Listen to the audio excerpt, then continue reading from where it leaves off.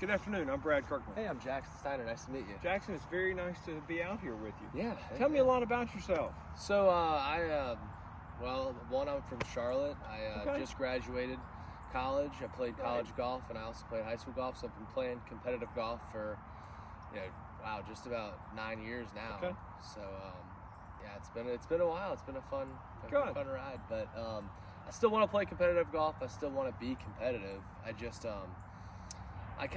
been practicing a lot. I'm hitting the ball well. I'm just not scoring very well, and I've been struggling with my driver a little bit.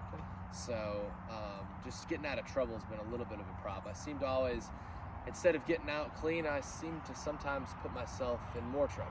So That's pretty common. Yeah, but I'd like to hit a shot where I can, even if I'm offline a little bit, I can still get it close to the green, because I've got a good short game. So I want to be able to scramble and still make par, and maybe sneak in, just limit the big numbers and try to always save par. It just feels like I've been battling really hard just to save par, and I get that making bogey's okay from some spots, but if I could get it closer and some better shots to advance it further down closer to the green, I think I could lower some scores. Okay, well, you sound like a good player. Tell me what kind of scores you would shoot. Yeah, so I shoot pretty much mid to low 70s. I'll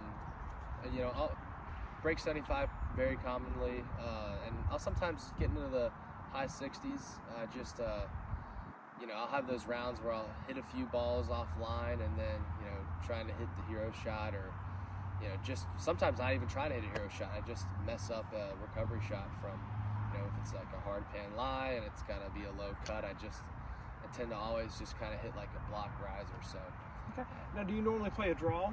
I do. So I turn it over to the left with pretty much everything. And I can hit a cut. I just it's not my natural shot. It's not as easy.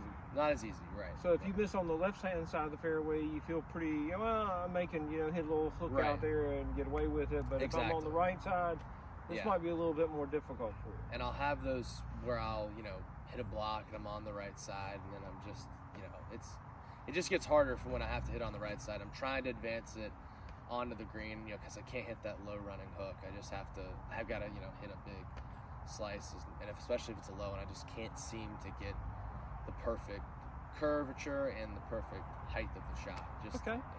Okay, well, that sounds like we could teach you maybe how to hit a low fade. Yeah. That would make it a little easier in case you happen to miss one right. Yep.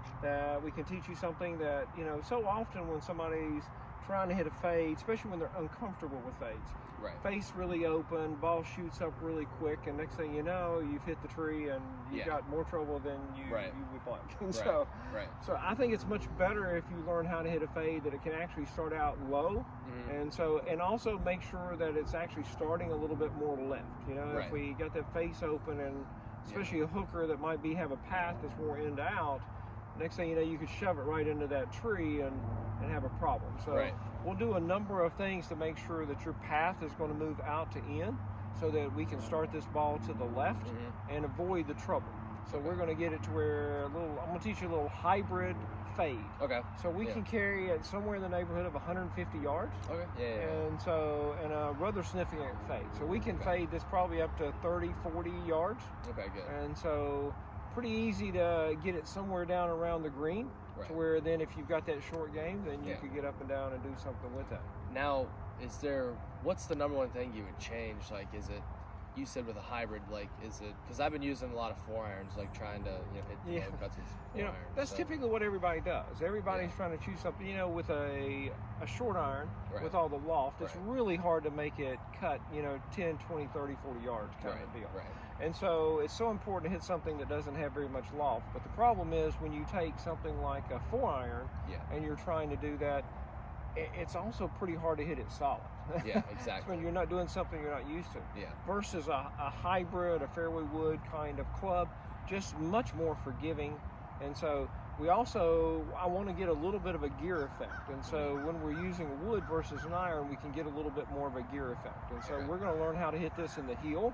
So it wants to start a little bit more left, and it wants to fade a little bit more. So that'll be easier for you to make sure that nothing happens, and all of a sudden we turn a hey, I could have made a par, and all of a sudden I made a double or triple. Right, exactly, So exactly. we'll try to save the round. How about that? I like that a lot. Yeah, I think that'd be good. Just, again, it's like, I'm not asking for much. It's just trying to get myself out of trouble and, you know, trying to get all that I can out of the shot that I have. And I just feel like now it's like, I will be in the right woods, and it's like, all right, I gotta hit this low running 4-iron. If I hit it good, it still, you know, it's about 50 yards short of the green, and it's just like, you know, 50 yards, it's not an easy up and down. It's, you know, it takes a lot to get it up and down from there. So, you know, I want to at least have an opportunity to save par from, you know, a bad spot. So, yeah.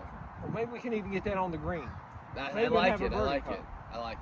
Awesome. I'll look forward to showing that to you. All right, awesome. Can't wait. It should be fine.